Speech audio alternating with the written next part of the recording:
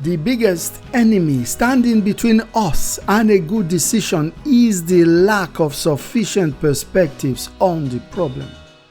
The Descartes Square model, developed in the 17th century by René Descartes, a famous French philosopher, engineer, and mathematician, is regarded as probably the best decision-making tool ever developed. It is a scientific model that allows us to systematically think through a decision from 4 different perspectives or angles. It helps us understand the consequences of any choice we make before we make the choice. And most importantly, it guarantees a good decision irrespective of the complexity of the problem. The Descartes Square model is implemented in 3 very simple steps.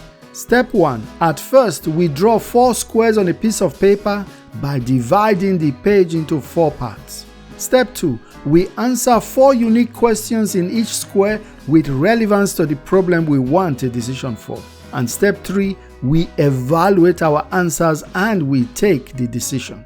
Note that René Descartes encourages to use a real piece of paper and a pen or pencil. There were no computers in his time. Without real paper or its today's modern equivalent, we can easily get lost in all our responses to these 4 questions and also not be able to fight our subconscious, which is designed by nature to ignore the bad arguments. Let us demonstrate the Descartes Square model in an example where a certain Mr. John who needs to decide whether to change jobs or stay in an old job. He starts by answering each question separately without looking at the other 3 questions so they do not distract him. For a big decision like this, which affects his family, he requests their participation and contribution to answering all 4 questions. As an example, this is the outcome from Mr. John answering the first question. What will happen if this happens? Or what will happen if he changes jobs? He will get the opportunity to learn a new skill or grow current skills. He will get the opportunity for taking on more responsibilities. He will have to challenge himself to learn new skills. He will have to force himself to leave his comfort zone.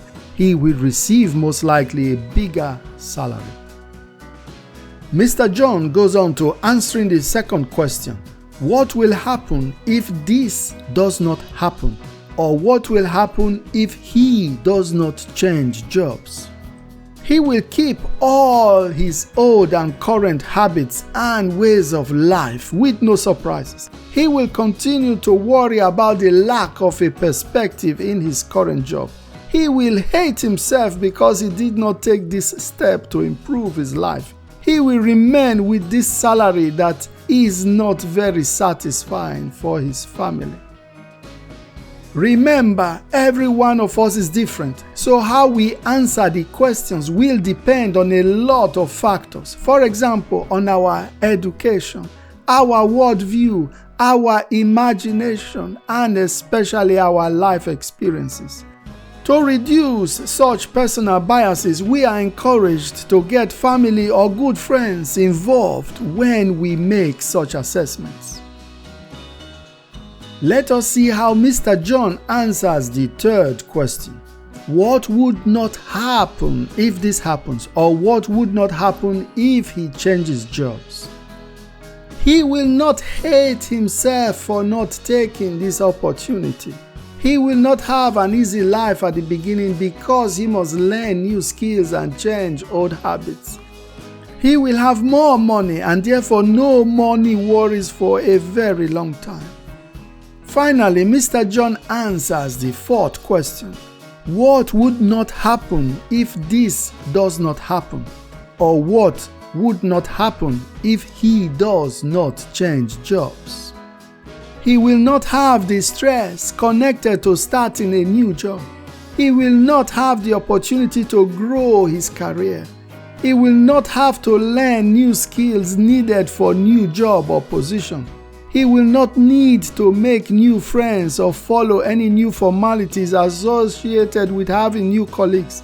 He will not be able to pay off his house loans earlier or afford that big family car he always dreamed to have. After answering all 4 questions, the next step is to do the assessment. This is where Mr. John simply gives a positive point, say a +1 to positive answers, and a negative point, say a -1 to negative answers.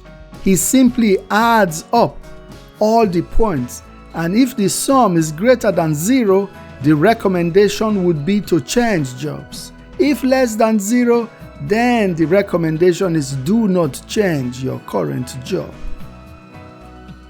Decision making is a skill, and like any other skill, we can learn it. When we are faced with a big decision, we need to take the time we need to make the right decision. We need to give attention to the important aspects of the problem, and we need to truly understand any consequences.